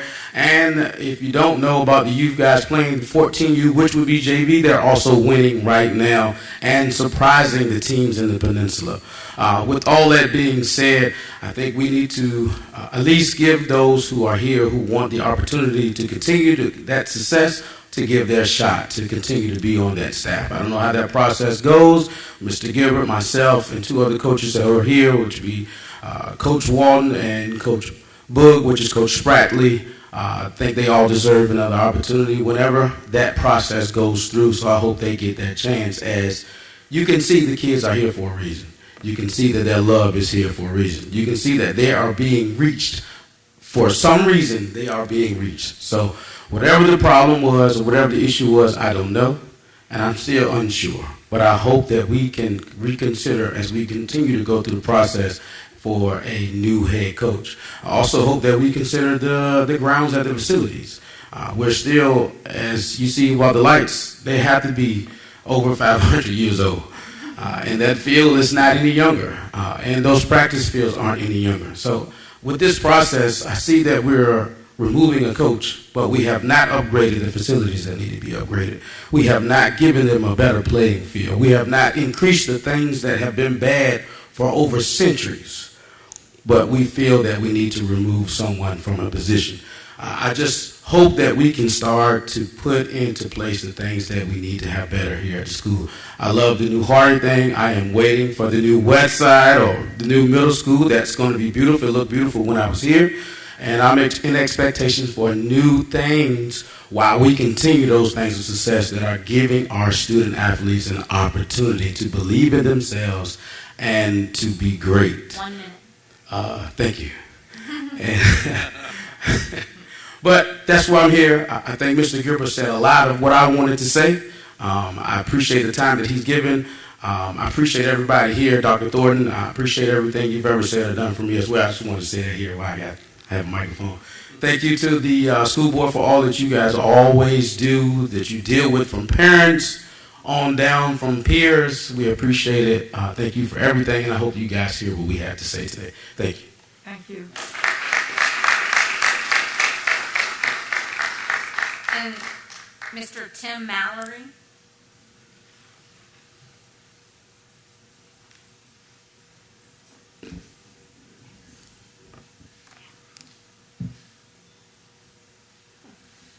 Good evening, school board chair and school board members. My name is Tim Mallory, live in District 2, Carrollton.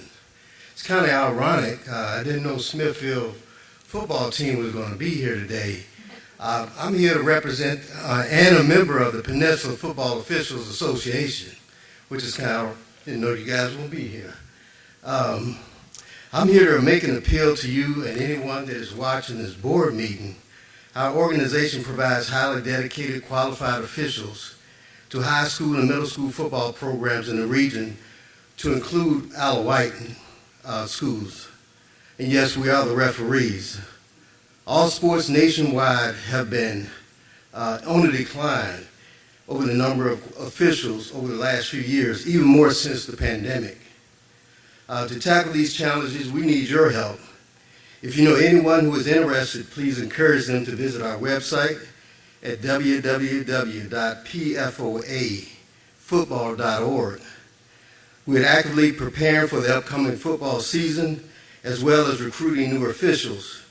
You don't need any experience, but we're willing to learn, have fun, and give back to the community. We thoroughly train men and women before they hit the field, but you don't always have to work on the field. There are opportunities to operate the electronic clock or be a member of the chain crew. I have officiated high school football for the last 16 years and a number of games in this area, and I think I did at least one Smithfield high school football game last season. Officiating high school football is one of the most rewarding experiences that I've done and in my lifetime that keeps me active and youthful at my age of 60. Just please feel free to visit our webpage for more information. I currently serve as the president of the organization, and we're looking for some folks to come out there to help our youth for the next football season. Thank you. And I have a few flyers I'd like to hand out to you. You can leave them with Mrs. Ruick, and she will get them out to us. Thank you very much, Mr. Mallory. Okay, and that's what we have. Okay. Is there anyone in the audience that did not have an opportunity to sign up in the foyer at the beginning of the meeting?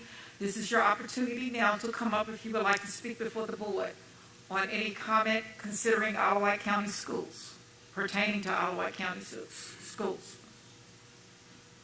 Okay, last call. You want to come on, sir?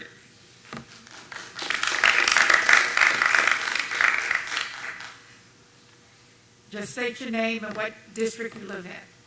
My name is Reggie Town Jr. I live in Carrollton, so District 2. You live in Carrollton District 2? Yes, ma'am. What's your first name now? Reggie. My name is Reggie Jeton Jr. Desan. Jeton, Jetton. Okay, thank you. Yes, ma'am. Gotcha. I'm here on the behalf of Coach Bazemore, my team, and my coaches, just to follow up on what Coach Gilbert said and what Coach Boone said about giving Coach Bazemore a second chance. I feel like he was wrongly relieved of his duties as head coach for, I don't know what reason. I'm obviously 17, so not in a position to know what he got fired for.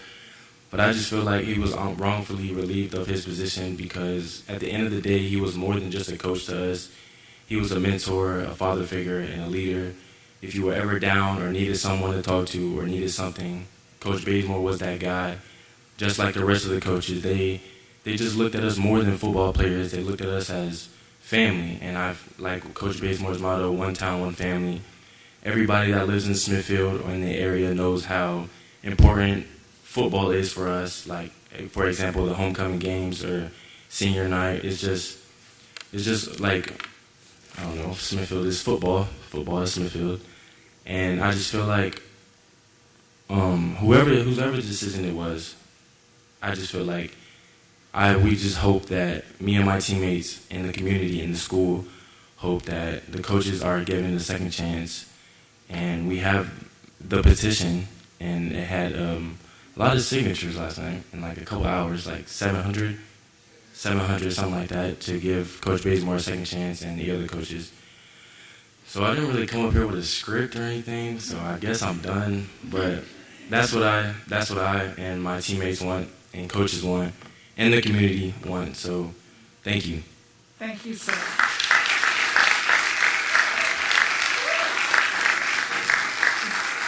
Okay,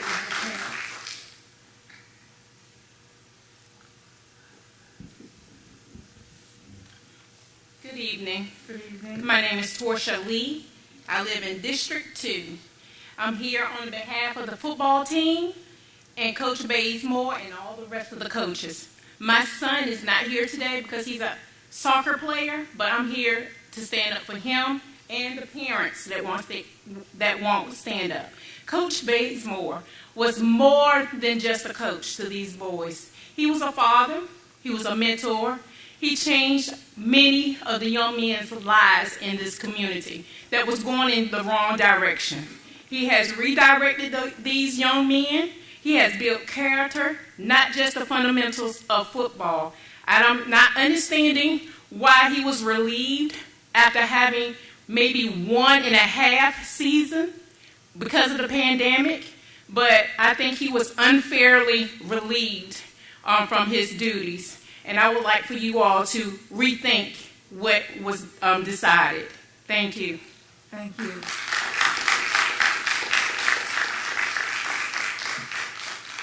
Do we have any more that would like to come up? Sir?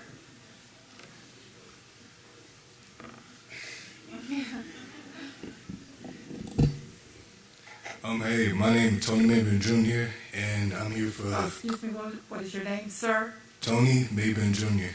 Tony Mabry. Mabin. Mabin, okay. Yeah. So I'm here to talk about Coach Bazemore. Like, I feel like he shouldn't have got fired because, like, he does a lot for, like, the team and everybody. Like, me, he helped me mentally, and, like, I've been through a lot, and he's, like, the only person I could really come talk to. It doesn't matter what it is, but I'm just saying, like, he's a good man, and I don't really know what else to say. I'm done. Thank you.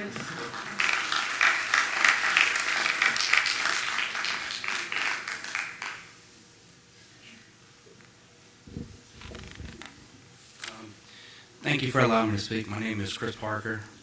I live in Hampton right now. What's your first name? Chris. Chris, okay. I taught at Smithfield High School. I coached at Smithfield High School for 3 years after graduation from Hampton University, where I played 2 Division I sports. Thank you to Dr. Thornton, Madam Chairwoman, and the distinguished board for allowing me to talk. I commend these kids for being a part of this political process. They're learning something tonight, or we realize it or not.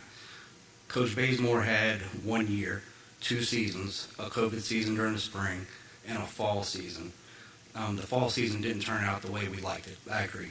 But in the spring season they won, and they won their bowl game also. Because I coach, I understand that you're usually given a 3-year period to kind of get your program started. He was only given 1 year. I feel like that was a little too short. I feel like we pulled the trigger a little too early. If there are candidates that have more experience or better credentials, I'm not opposed to listening to that either, but I think 1 year is a little too short. And that's all I really had to say. Okay, thank you.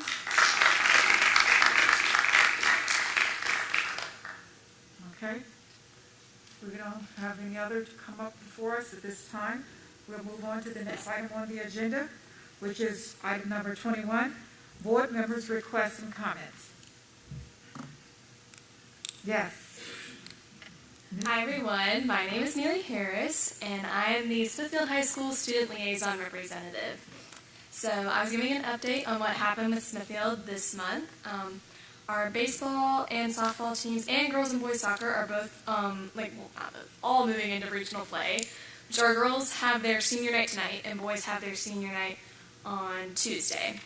And then our jazz band, I told you guys last month they had their assessment, and they earned a overall rating of 1, which is the highest mark they can be given. And then our airbender team is competing in the state high school kid win competition. That was the field trip that they're taking. And they are going to San Antonio, Texas to compete. And then promise this weekend at Smithfield. Okay, which team was that that's going to Texas? The airbender team. They won 2nd in the state, and then they're also going to San Antonio. Okay. Debate team. Okay, gotcha. No, the kid win team. Okay. With Miss Greer, the one that came up earlier. I got you. Yes. Okay. And graduation's coming up. Well, thank you. Yeah. And graduation's June 10th. We'll be there. I will be there.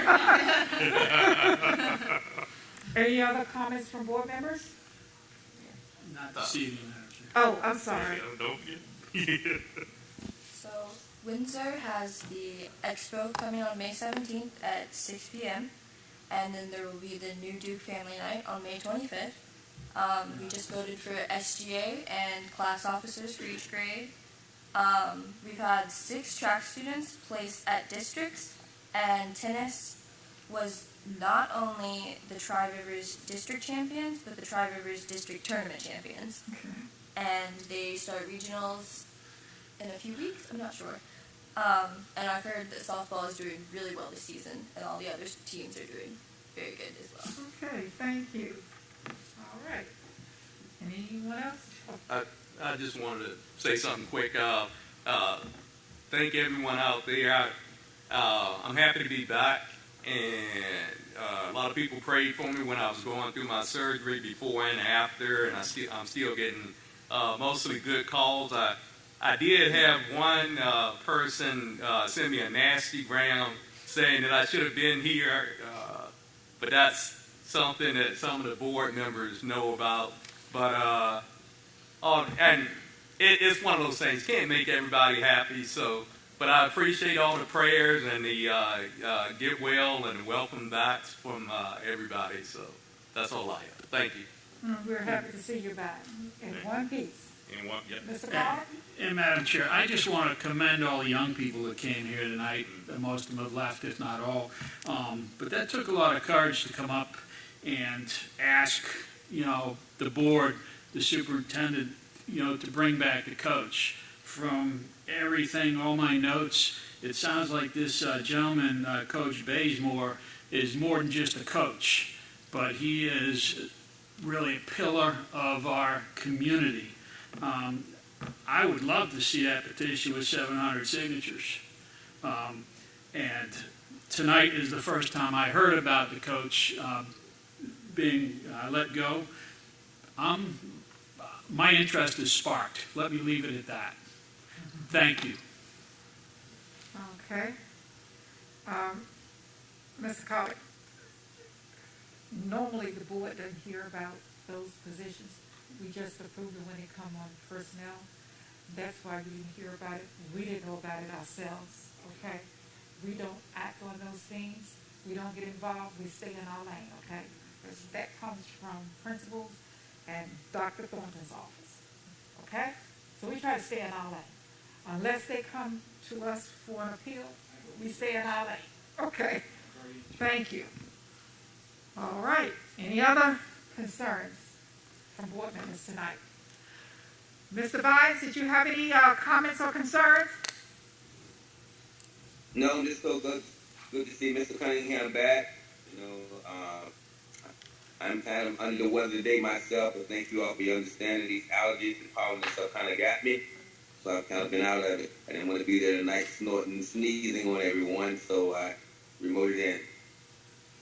I respect that, and I think all of your other colleagues up here as well respect that. Mm-hmm. Okay?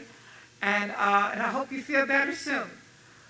I would always also like to say to staff, I can always leave you a little message.